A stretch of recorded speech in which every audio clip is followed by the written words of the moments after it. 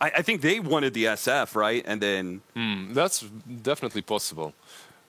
But this lineup overall, it leaves so many boxes unchecked. You have some save, but not enough. No true brawlers up front. Which mid is still in the pool that could do well against SF? Queen of Pain. Oh no, they went. I thought they were going to go for something like a Storm. Yesterday, we've seen a couple of pretty decent Storm games. Braille was playing quite well.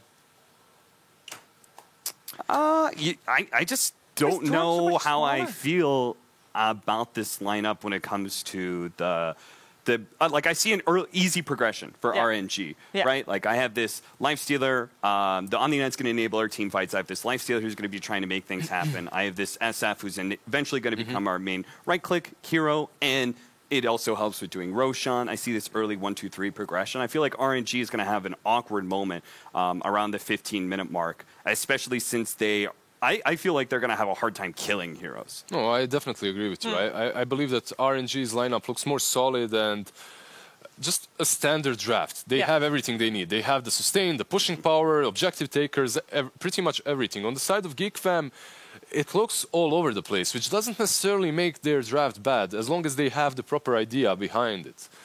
Yeah, for Geek Fam, they're looking at this and saying, like, okay, they have very little lockdown, right? They've only got Telekinesis as an instant disable, then they only have the follow-up of Magic Missile. So Storm has a kind of quote-unquote free game. But Omni is still a counter to Storm Spirit, and Sustained heroes in general are counters to Storm Spirit, because what Storm really likes is being able to burst somebody down. He has a set amount of damage when he rolls in and he hits you, he pulls you back, pulls you into the Remnant, right-clicks you a couple times. He hopes that's enough. With sustained heroes like Omni Knight and Lifestealer, who actually helps a lot with his Infest, if RNG is around each other, they're going to be saving each other from the Storm Spirit. Exactly, and literally you will have to be initiating on this Omni Knight. But the problem with that is you have the Vengeful for swap, and you have the lift from Rubik too. So there are potentials of just saving each other. Like you just said, Omni Knight saves Venge, Venge saves Omni Knight. You can't burst them down, and you have to. If you don't burst down the Omni Knight, he's just going to use ulti, and you can't deal damage. And to beat that, you need to force them to split up. You need to force them to be away from each other. I'm not sure if RNG or Geek Fam's lineup can do that. All right, let's find out who's going to take the first game in this upper bracket finals of Group A, RNG and Geek Fam with ODPixel and Brian. Thank you, Steve. Yes, looking forward to this one between two of the top teams here at the minor, Geek Fam and RNG.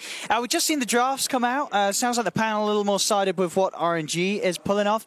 But I got to say, Brian, I really like what Geek Fam's doing.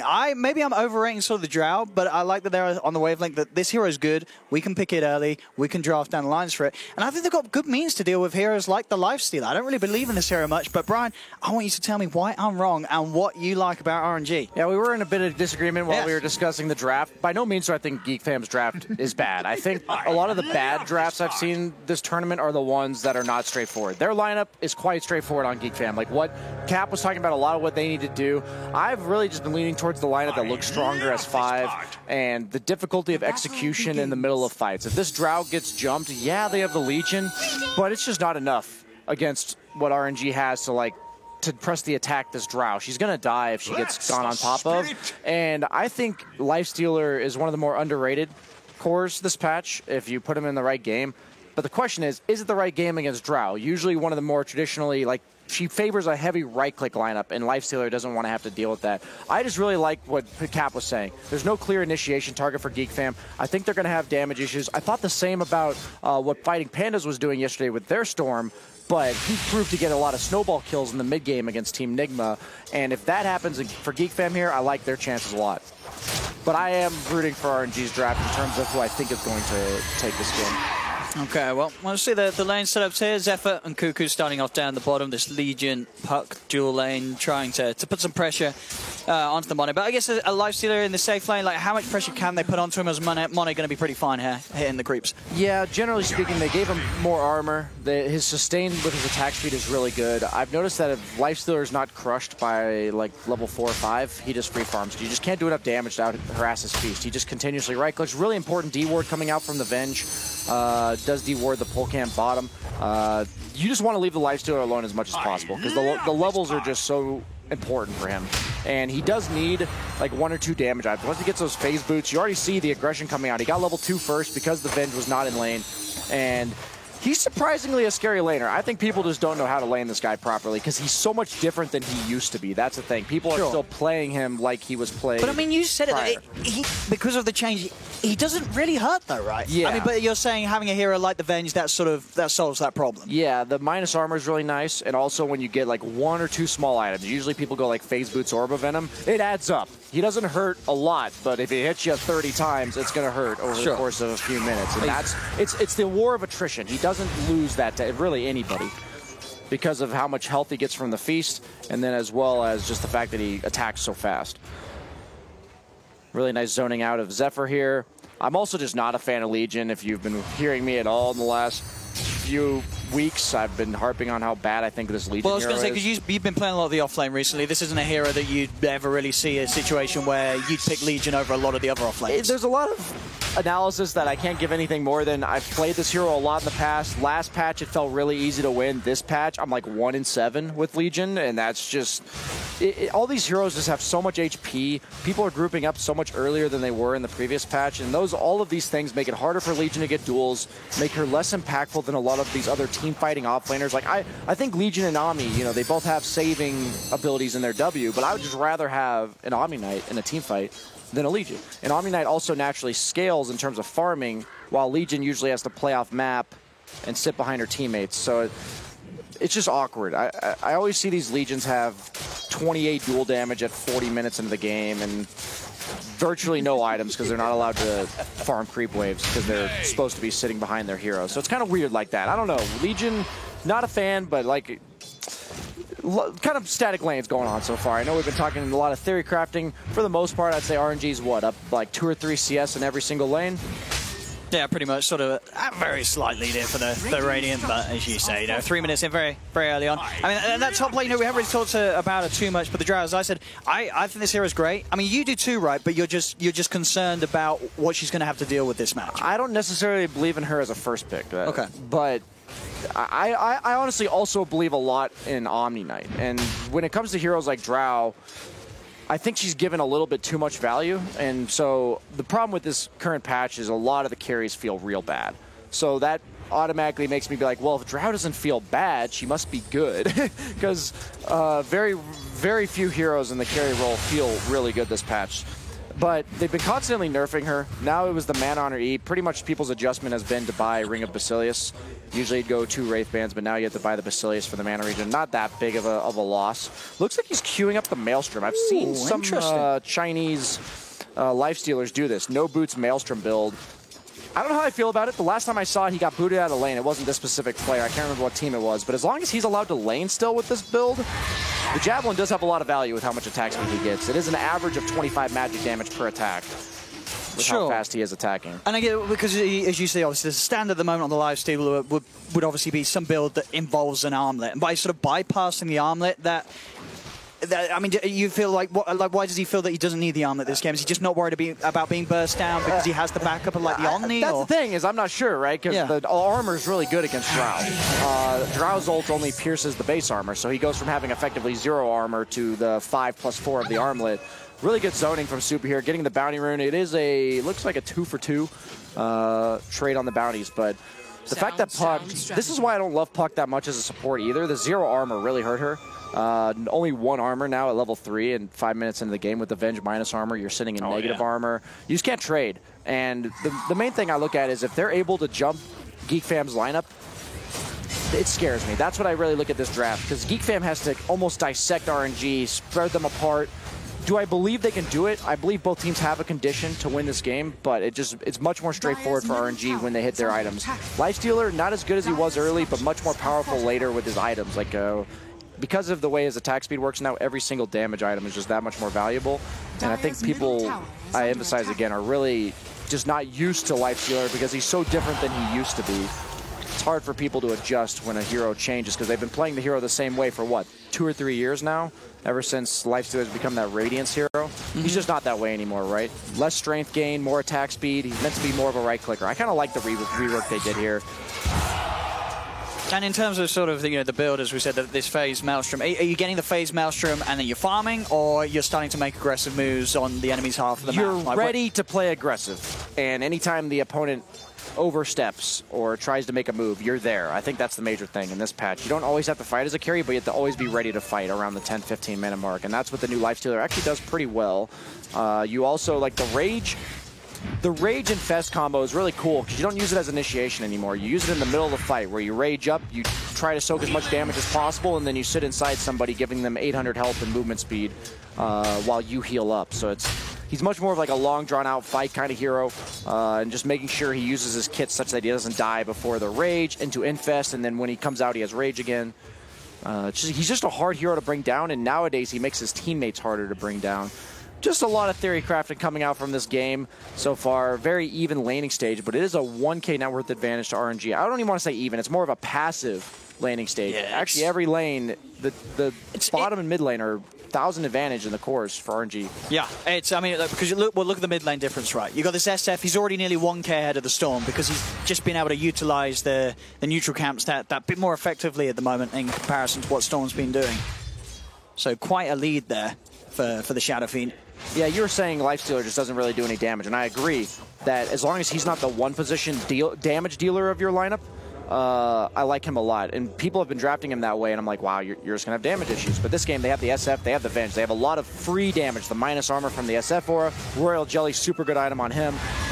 Initiation onto the top lane. That's going to be a 3-man gank onto Raven. He is level 6, but the Nightmare briefly saving him, but that is not enough. As you see, really good rotation to pick on this squishy hero like Drow. Usually Drows leave their safe lane when they get level 6 for that exact reason.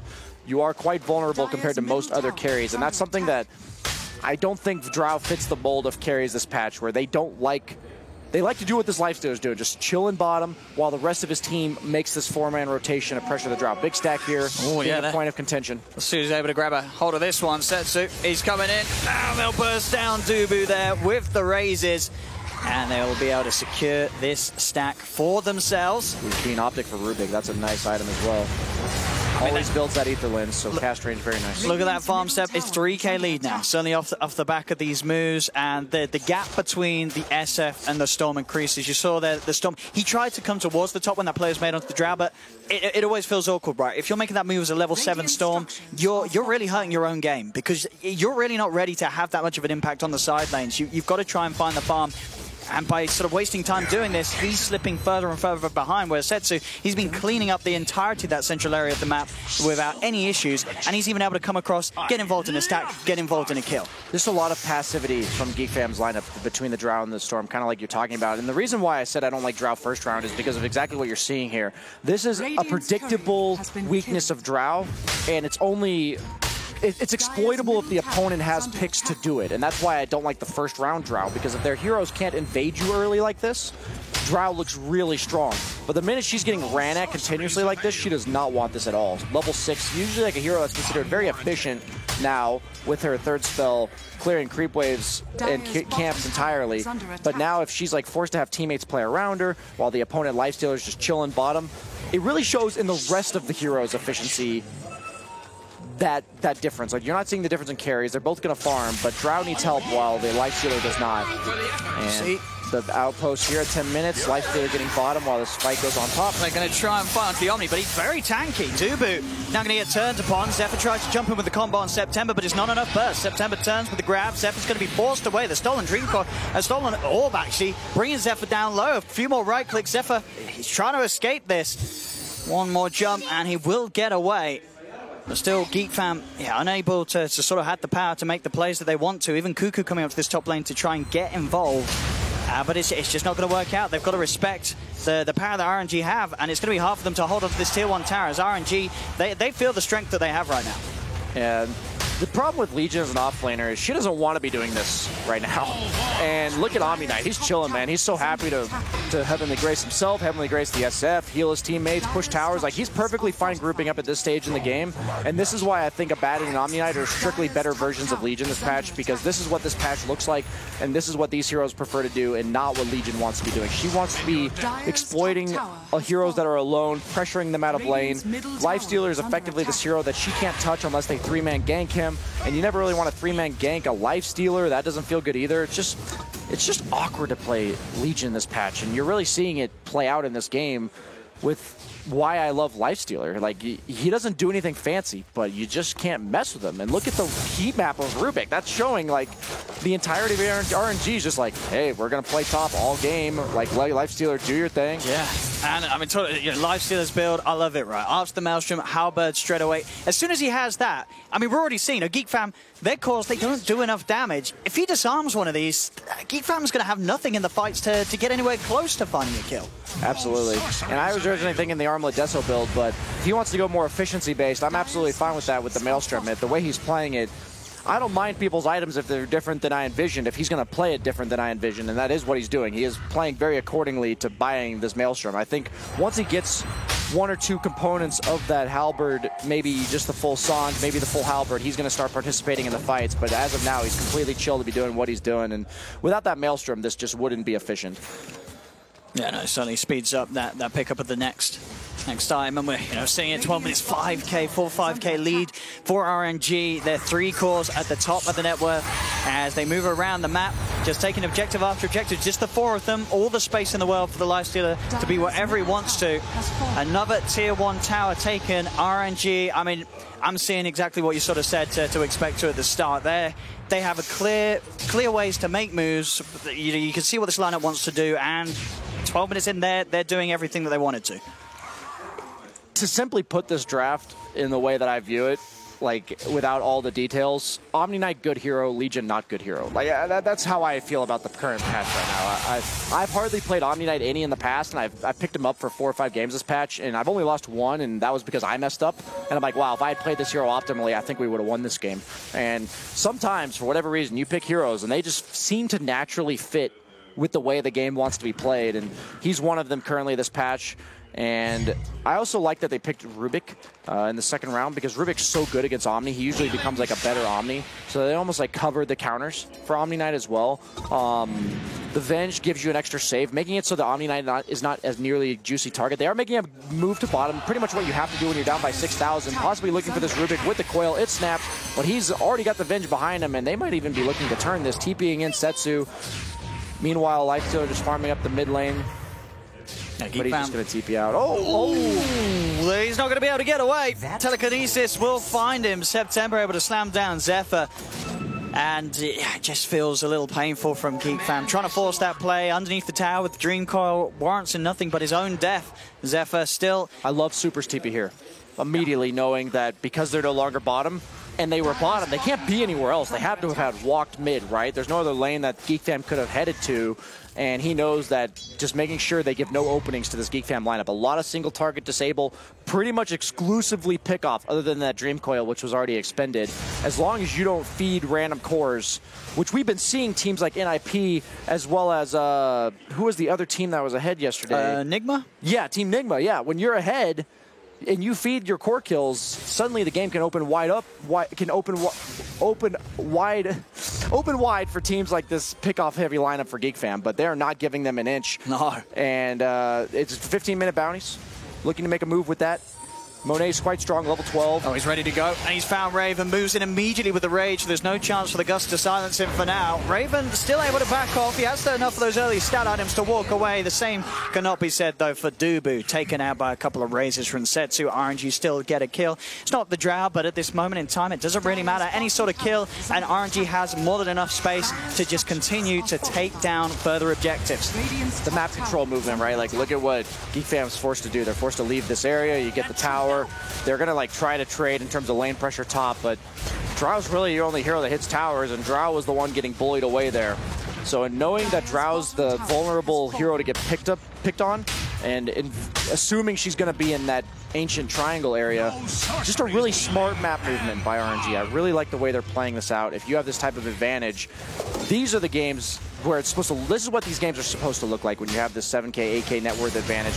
thinking about what the enemy heroes do to come back, in this case, Drow farming the Ancient Triangle, and just exploiting that. Because you have such an advantage, they can't really do anything about it. Very smart item progression from RNG as a whole. You know, you can see Omni's getting the pipe online. I believe Venge was picking up the helm, so getting these auras together. And that BKB for SF, I think Setsu, he's pretty much got it done. So at that point, when this BKB SF is moving down lanes with the backup, they've not been able to do anything before these items are out. Once they're out, they're just going to look helpless, Geek Fam. I'll offer you a soldier's... Yeah, trying to make a little bit of space in the mid lane is the puck, but that's just a 4-position puck. That's 2,800 net worth, 16 minutes into the game, and he just got 3-shotted by SF along with a purification from the Omni. Everyone's just so squishy on Geek Fam.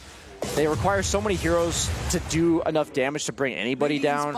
At this point, what that results in is just very predictable movements by them, which become exploitable, which RNG can play very efficiently, playing 2-2-1 on the map. They're farming 3 different portions of the map, 1 save sitting behind the SF, and 1 save sitting behind your Lifestealer bottom. Just very efficient.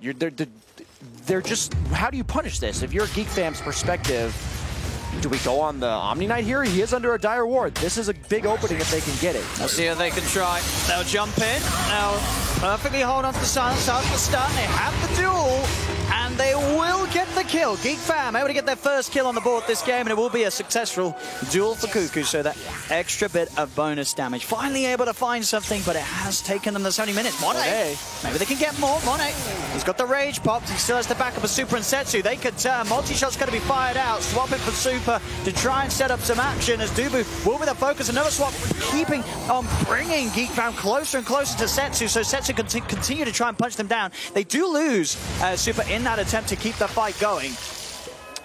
He did infest his Rubik, which was a bit weird. I think you should always infest the right clicker that you pair with the Lifestealer. In the draft, I was really emphasizing that I wanted them to pick a secondary right clicker other than the Lifestealer, and usually you infest that guy. So it's kind of weird that he infested the Rubik there, but all things considered, that seems like best case scenario for Geek Fam, and effectively the same net worth advantage coming out of it, and this is turning into an objective for RNG.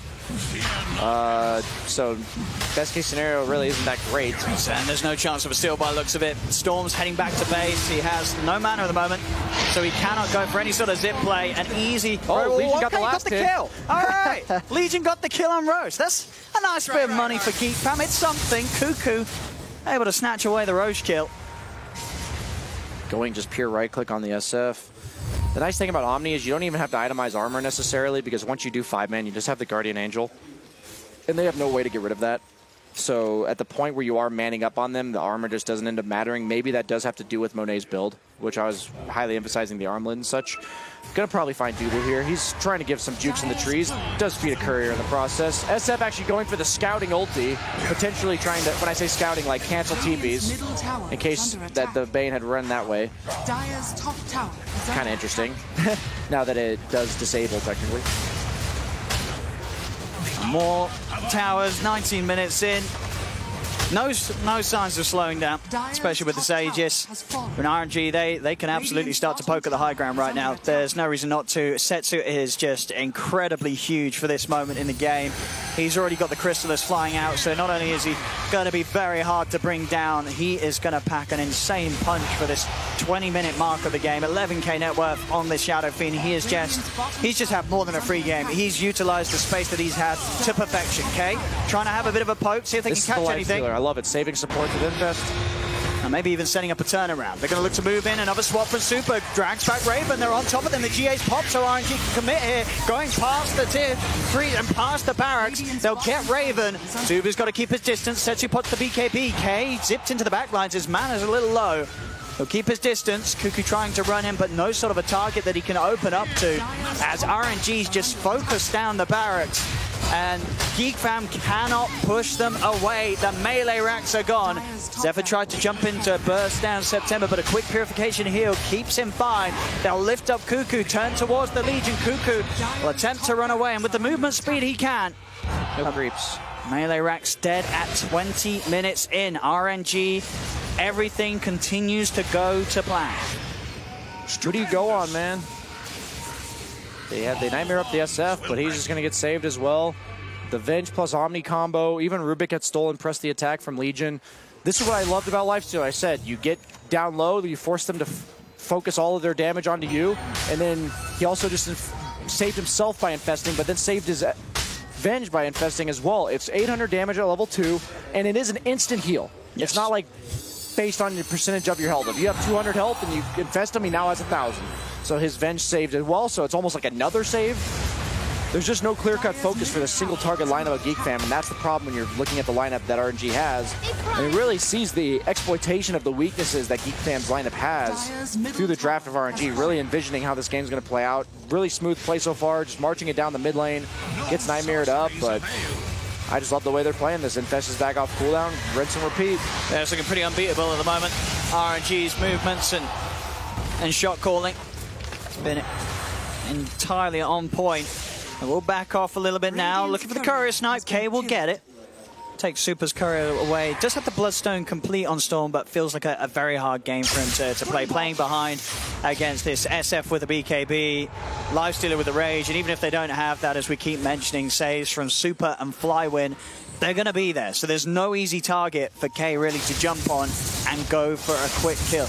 They're doing a good job of cutting creep waves on the side of Geek Fam, but eventually you have to fight this lineup, and I don't know when that point exactly is going to be. They apparently know Zephyr's there.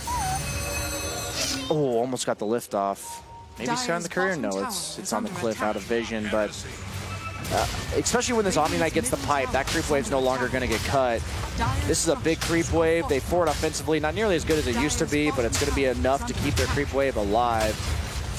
And you have a looming threat coming into your base, Geek Fam, and you're going to have to react. Aegis is going to be expiring relatively soon, but I don't even think they need the Aegis, to be honest. It just makes it easier.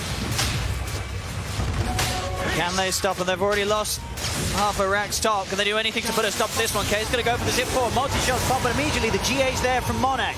September, he's still alive. Finally, they will be able to take a kill. A buyback from September. He knows that his team's still very strong to fight. He wants to be here for potentially the finishing push. A swap from Super trying to set up, but it costs Super his life. So a second kill here for Geek Fam as they start to break down a little bit of RNG, but the 3 cores are the ones that they cannot seem to touch at the moment. Another jump from Zephyr. Setsu pops the BKB. A second buyback from RNG, continuing to want to commit everything into this push. K does find September. That's actually a dieback on the Rubik. Great moves from K as he picks apart the heroes he can. Cuckoo looks for the setup with the jewel. K's on top. Flywin will fall as well. Geek Fam, they've found another. They're doing it slowly but surely, winning this fight. Mono goes for the raise TP and will make it out. But Geek Fam do hold on to the racks and are able to, for the sort of the first time in 23 minutes, not let RNG get away with whatever they wanted. Yeah, that was really well played. I mean, Storm caught the Rubik by himself trying to return to the fight. Really smart, knowing that the Rubik had to TP most likely to the mid lane because that is the closest tower to then run to the bottom racks. Really good prediction move there. Cap was saying, if they're together on the side of RNG, they're stronger, but Geek Fam managed to pick them apart a bit there. Yeah, and very impressive. That was really well played. You know, considering the situation and considering, as I say, how hard it is for K to sort of find those opportunities. But he does, and he keeps his game. It continues to be clean, 1-0-5. And the Bloodstone charges, he starts to build up a few. That is step 1 to them winning this game, and that's what chaotic fights have to look like in order for Geek Fam to take them. And recognizing that's easy, but accomplishing it is not so easy, and they did it there. So very impressed with their play overall in that fight. Daedalus now on SF, even more difficult in fights to be elusive, because this is a high-range right-clicker that right-clicks for 100 or 296 damage without that DD rune popped, which he does have bottled. Critting for 700 already. Going on the Omni Knight, who has the full pipe, maybe looking to duel him up there, but it's just these two. I don't think they have enough damage. They want to try and commit. They're not going to for now. Yeah, Cuckoo knows that a duel will not warrant a kill there. He'll stay back, get himself away. RNG starting to group up once more. The 4 of them going down mid. Telescope for the Drow lineup. That's a pretty useful item. This will do nicely. Giving 4 of their 5 heroes longer attack range. Yeah, that reach of the multi-shot's going to be pretty devastating, so Raven can sit in a very safe position, which he needs to. He used the shovel before putting the quickening charm into his inventory. Oh, the efficiency, Brian. Grant would be disappointed. Missing out on that 13% cooldown reduction on his shovel. Yeah, since nobody buys Midas anymore, we have to replace the Midas efficiency with the shovel efficiency. Because it kind of gives money, you know. 16 out of 100 times it gives money. Radiant's middle tower is under attack. So he does complete the full Mjolnir on Lifestealer. Blink Dagger on Rubik is getting caught by the puck with the Storm Sphere balling in. This should be another Bloodstone charge. Will they be able to punish this on the side of RNG? They are super low mana on the Storm, but he has a ward to scout out the Omni running at him, so he just TPs right out. And you were saying they have very few stuns for this Storm, and if they continue to be able to split this apart, Storm Sphere is suddenly looking much more potent. Pops the DD on SF. I think you have to be able to force them to come to you on RNG, because catching them is just not realistic. You do have the Blink Dagger on Rubik, but you don't really have that great a follow-up. Yeah, you have Infest, but Lifestealer just doesn't really play that way anymore. Radiant's top tower Mid lane, they're going to try for the Zippin on Flywin. Omni Knight starting to fall down. Can they bring him out? He's not really got the health. At the same time, Monet's going to be gone on top. Geek Fam making multiple plays here across the map. Monet will not be brought down, though. Still too tanky for the heroes here to deal with him. As even with that grip, not enough control or time to do the damage required. RNG coming in with these TPs. They're ready to try and chase and punish. Dubu goes for the Self Nightmare, as he truly is stuck in one. Surrounded by RNG, Dubu will fall. RNG return to taking objectives, get this shrine off the map. But you've got, honestly, like, K's play on the Storm, it's as I say, the pressure is on him, but finding these little sort of kills every single time, getting the Rubik, getting these free pickoffs, it's going to help him slowly ramp up that damage output with the boosted spell amplification that those Bloodstone charges will give him. He needs a lot of them, but it's definitely the start of potentially something from Geek Fam, despite sort of having their backs pushed against the walls for the entire opening 20 minutes of this game. Dude, Shadowfiend's just so yoked, man. He's 4,000. Like, I look at this game and the way it's being played, and I'm almost ready to look at the net worths and be like, wow, Storm's #1 net worth, playing super efficiently around the map, getting pickoffs, cutting waves. But SF's just raid boss central. Yeah. He kind of just does whatever the hell he wants on this game and I actually like the Shadowblade a lot because he's allowing himself to be like invisible scouting for his Rubik, who's then going to blink in, and he now offers the follow-up. So it is his way of getting into the fight without buying a blink, which isn't really an item you want to buy on right-click. SF, as you see here, they just need to be able to catch people. Bane kind of continuously feeding, as Banes usually do at this stage, waiting for Roche. It is going to be a late spawn, but this is all RNG looking to force objectives. Meanwhile, Geek Fam playing cat and mouse, and so far they're doing a good job.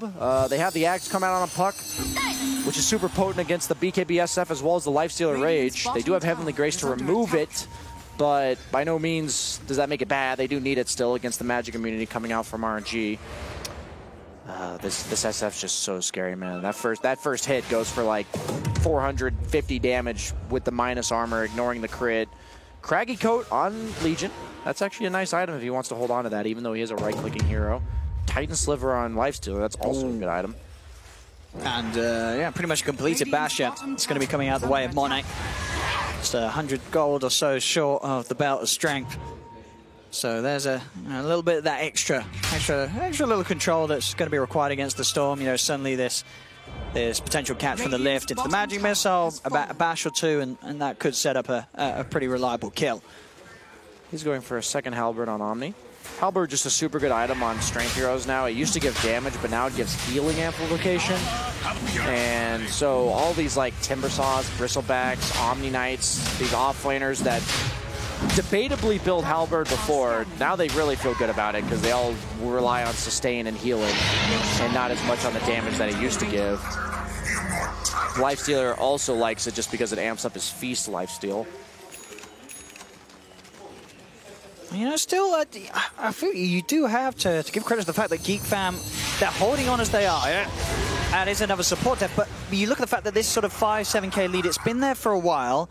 You know, RNG, it is definitely easier for them to head high ground, take a Rax, but if they do mess up sort of as they did on the bottom lane, start to lose a couple of kills, Geek Fam can begin to swing this. Obviously, it's so hard because of how big this Shadow Fiend is.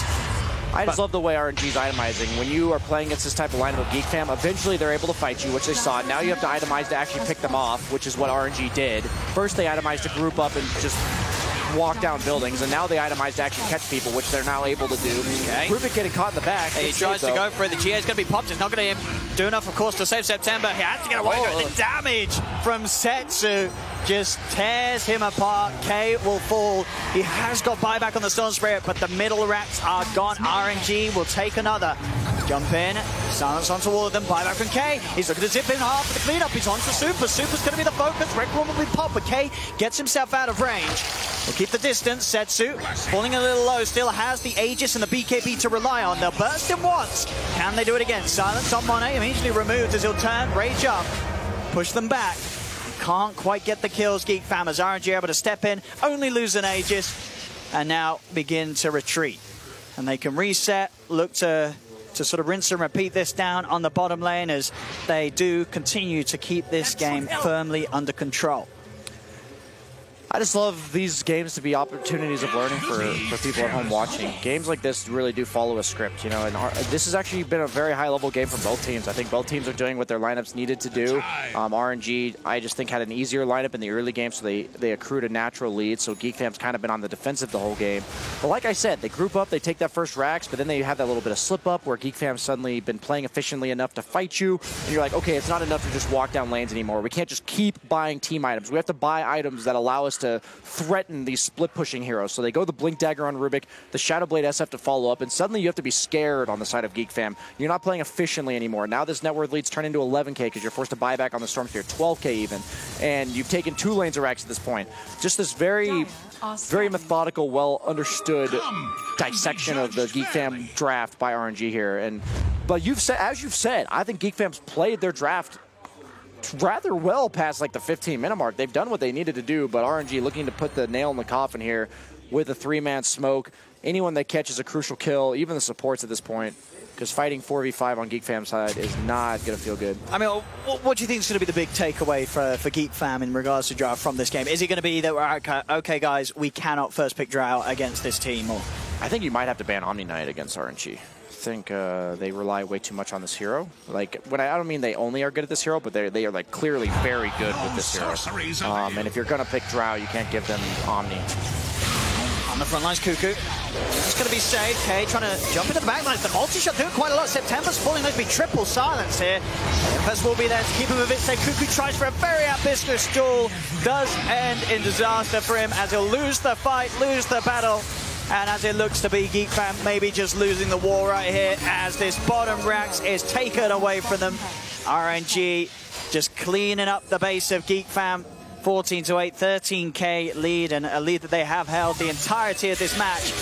Another zip in, looking for September, but the Ghost Scepter, he's fine. Super won't be quite as fine. They do stop the Venge, but the other 4 of RNG, they can still fight on with a man down.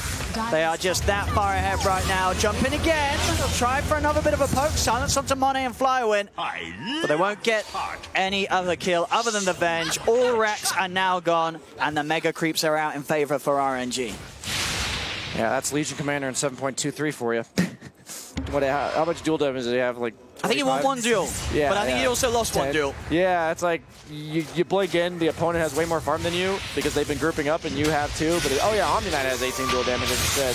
This Halberd is super value, the status resistance, the disarm on these ranged heroes lasting longer than it does on melee heroes. Oh, they're trying, man. They're trying. Do manage to silence the 2 of them. Lift up, and K just...